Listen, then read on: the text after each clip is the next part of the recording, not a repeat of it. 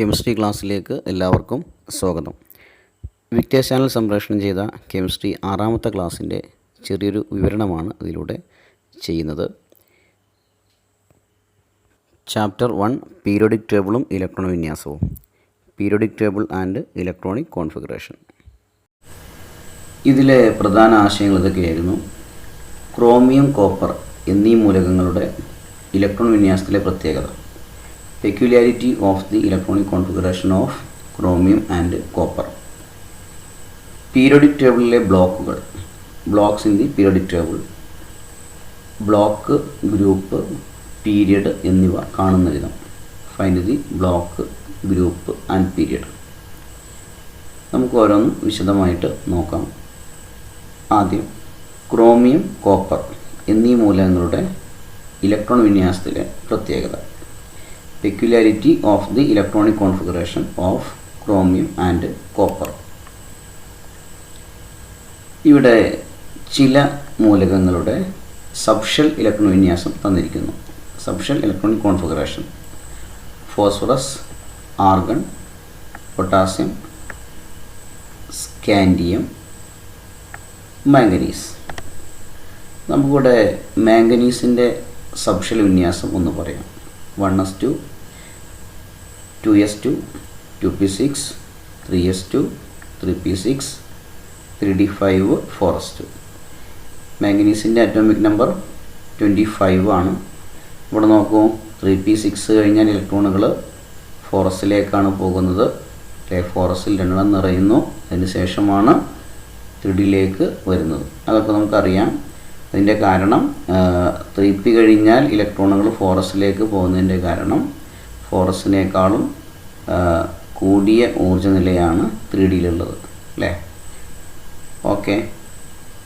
ഇനി ഈ ക്രോമിയത്തിൻ്റെയും കോപ്പറിൻ്റെയും പ്രത്യേകത എന്താണെന്ന് നോക്കാം. ക്രോമിയത്തിൻ്റെ അറ്റോമിക് നമ്പർ 24.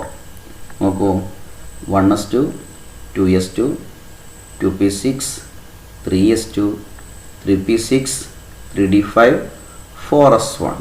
ഇവിടെ നോക്കാം, 3p6 കഴിഞ്ഞാൽ ഇലക്ട്രോണുകൾ പോകുന്നത് 4sലേക്കാണ്, അല്ലേ? 4sൽ ഇവിടെ 1 ഇലക്ട്രോണാണ് ഉള്ളത്. അതുപോലെ തന്നെ 3dയിൽ 5 ഇലക്ട്രോണുകളുമാണുള്ളത്, അല്ലേ? അതേസമയം തന്നെ കോപ്പറിൻ്റെ അറ്റോമിക് നമ്പർ 29 ആണ്. കോപ്പർ നോക്കൂ, 1s2, 2s2, 2p6, 3s2, 3p6, 3d10, 4s1. ഇവിടെയും നോക്കൂ, 3p കഴിഞ്ഞാൽ ഇലക്ട്രോണുകൾ 4sലേക്ക് പോകുന്നു. 4sൽ 1 മാത്രമാണുള്ളത്. ബാക്കിയുള്ള 10 ഇലക്ട്രോണുകളും 3dയിലാണുള്ളത്. എന്തായിരിക്കാം കോപ്പറിൻ്റെയും ക്രോമിയത്തിൻ്റെയും ഈ ഒരു പ്രത്യേകതയ്ക്ക് കാരണം? നോക്കൂ, ഡി സബ്ഷെല്ലിൽ ഇലക്ട്രോൺ പൂർണ്ണമായി നിറഞ്ഞിരിക്കുന്നതോ പകുതി മാത്രമായി നിറഞ്ഞിരിക്കുന്നതോ ആയ ക്രമീകരണങ്ങൾ മറ്റുള്ളവയേക്കാൾ കൂടുതൽ സ്ഥിരത കൂടിയവയാണ്. അതായത് ഡി സബ്ഷെല്ലിൽ പകുതി നിറയാൻ 5 ഇലക്ട്രോണുകളും ഡി സബ്ഷെല്ലിൽ മുഴുവനായി നിറയാൻ 10 ഇലക്ട്രോണുകളും ആണ്, അല്ലേ? അതായത് the completely filled configuration or the half filled configuration of this subshell is more stable than the others. Okay. അപ്പോൾ നമുക്കറിയാം, ഈ ക്രോമിയം അതുപോലെ തന്നെ കോപ്പർ എന്നീ മൂലകങ്ങളുടെ സബ്ഷെൽ ഇലക്ട്രോൺ വിന്യാസങ്ങളിൽ സബ്ഷെല്ലിന് പൂർണ്ണമായി നിറഞ്ഞതോ അല്ലെങ്കിൽ പകുതി നിറഞ്ഞതോ ആയ അവസ്ഥ അതിന് കൂടുതൽ സ്ഥിരത നൽകുന്നുണ്ട്, അല്ലേ? The subshell configuration of chromium and copper, the configurations with half filled D subshell or completely filled D subshell show greater stability. അപ്പോൾ ഈ ഒരു കാരണം കൊണ്ടാണ് ക്രോമിയത്തിൻ്റെയും കോപ്പറിൻ്റെയും ഇലക്ട്രോൺ വിന്യാസത്തിൽ ഈ പ്രത്യേകത ഉള്ളത്. ഇത് പ്രത്യേകം പഠിക്കണം. ക്രോമിയം ആണെങ്കിൽ അവസാനം 3d5, 4s1. അതുപോലെ തന്നെ കോപ്പർ ആണെങ്കിൽ അവസാനം 3d10, 4s1 എന്നുമാണ്. നന്നായിട്ട് ശ്രദ്ധിക്കുക. ഇനി രണ്ടാമത്തെ ആശയം ഇതായിരുന്നു, പീരിയോഡിക് ടേബിളിലെ ബ്ലോക്കുകൾ, blocks in the periodic table. നമുക്കറിയാം, മൂലകങ്ങളുടെ ഇലക്ട്രോൺ വിന്യാസത്തിൻ്റെ അടിസ്ഥാനത്തിൽ പീരിയോഡിക് ടേബിളിൽ അവയെ എസ്, പി, ഡി, എഫ് എന്നിങ്ങനെ വിവിധ ബ്ലോക്കുകളിലായി ക്രമീകരിച്ചിട്ടുണ്ട്. അതായത് പീരിയോഡിക് ടേബിളിൽ ആകെ 4 ബ്ലോക്കുകളാണ് ഉള്ളത്. ഈ ബ്ലോക്കുകൾ അറിയപ്പെടുന്നത് എസ്, പി, ഡി, എഫ് എന്നിങ്ങനെയാണ്. ഓക്കെ, ഇനി അവസാന ഇലക്ട്രോൺ പൂരണം നടക്കുന്നത് ഏത് സബ്ഷെല്ലിലാണോ അതായിരിക്കും അതിൻ്റെ ബ്ലോക്ക് എന്നറിയപ്പെടുന്നത്. അല്ലേ?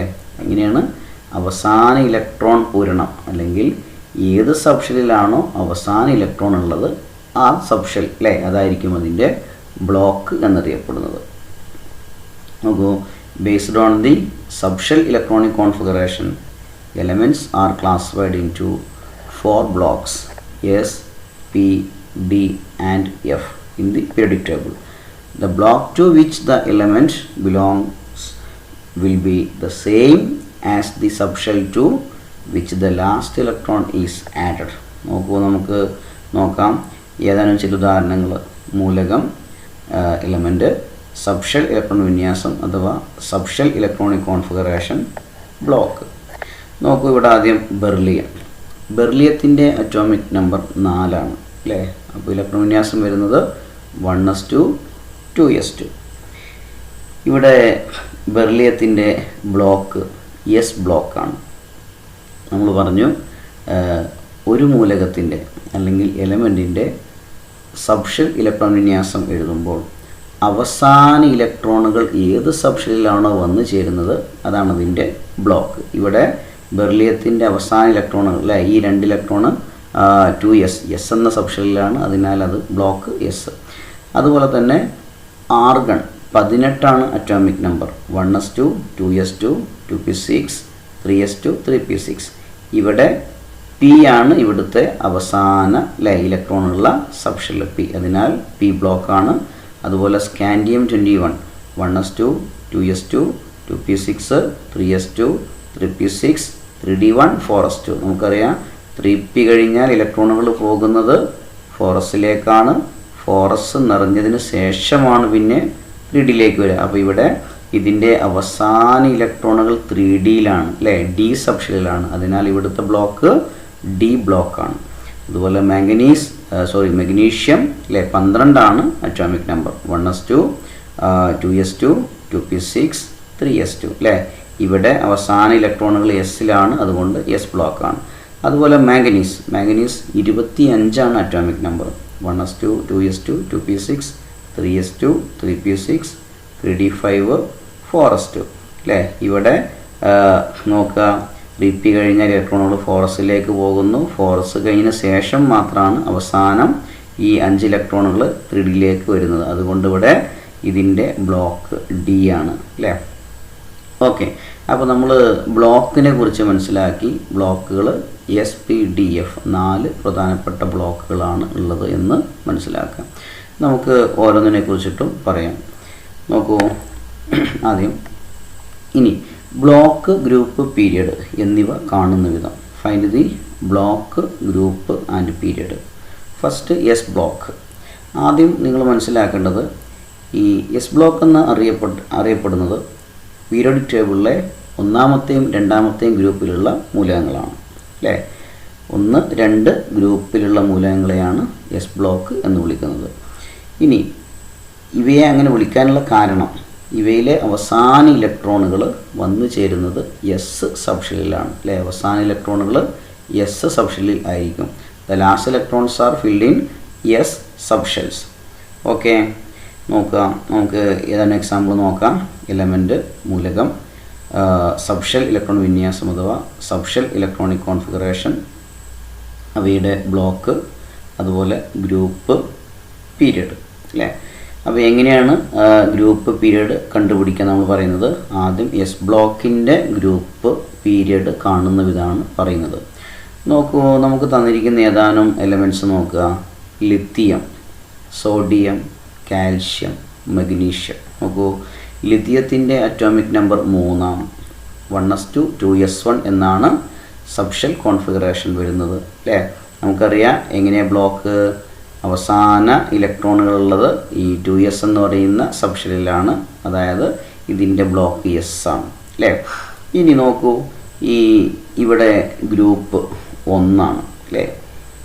അതുപോലെ തന്നെ സോഡിയം നോക്കുക, 1s2 11 atomic number, 1s2 2s2 2p6 3s1 അല്ലേ.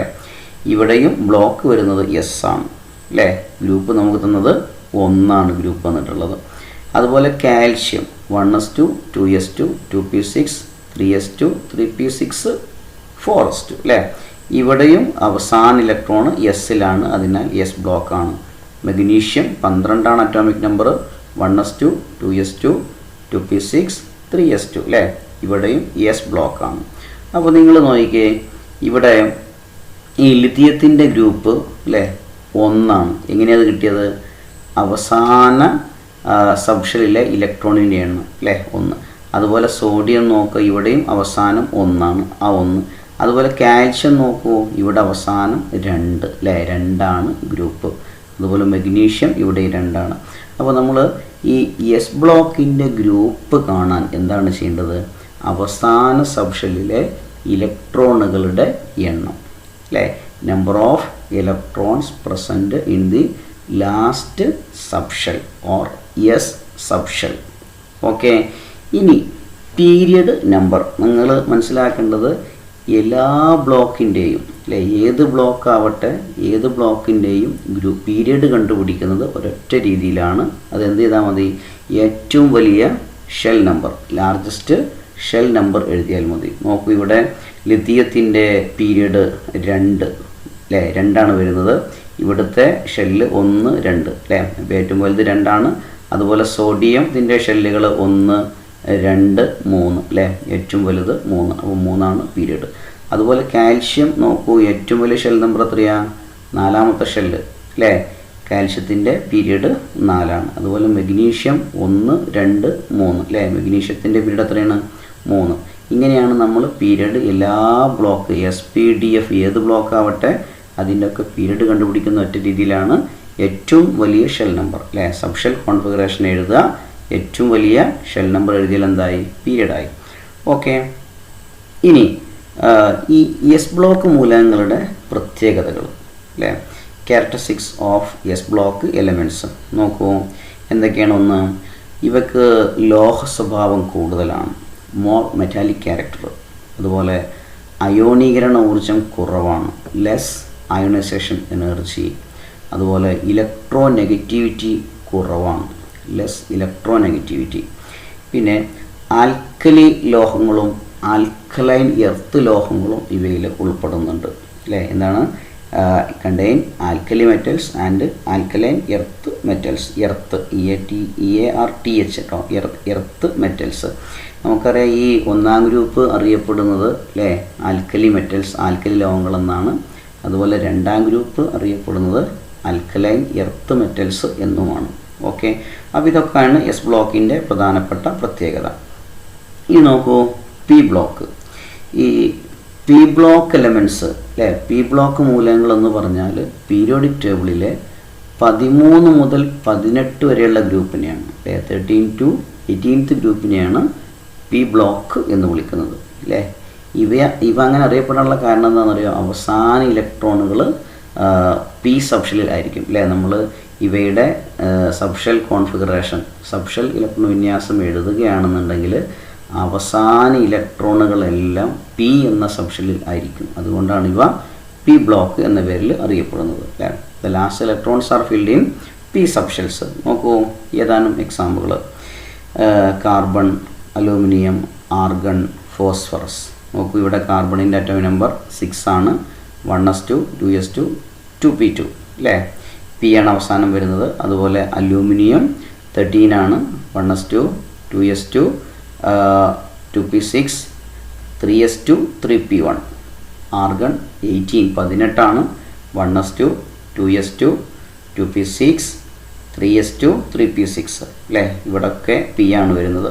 അപ്പോൾ അത് മനസ്സിലാക്കാം. നമുക്കിങ്ങനെ ബ്ലോക്ക് അല്ലേ, സബ്ഷെൽ കോൺഫിഗറേഷൻ എഴുതുക, അവസാന ഇലക്ട്രോണുകൾ ഏതാണോ അതിലായിരിക്കും, അതാണ് അതിൻ്റെ ബ്ലോക്ക്. അപ്പോൾ ഇതൊക്കെ പി ബ്ലോക്കാണ് നമുക്ക് മനസ്സിലായി. ഇനി ഈ പി ബ്ലോക്കിൻ്റെ ഗ്രൂപ്പ് കാണുന്നത് എങ്ങനെയാണ് പി ബ്ലോക്കിൻ്റെ ഗ്രൂപ്പ് കാണുന്നത്? വളരെ എളുപ്പമാണ്.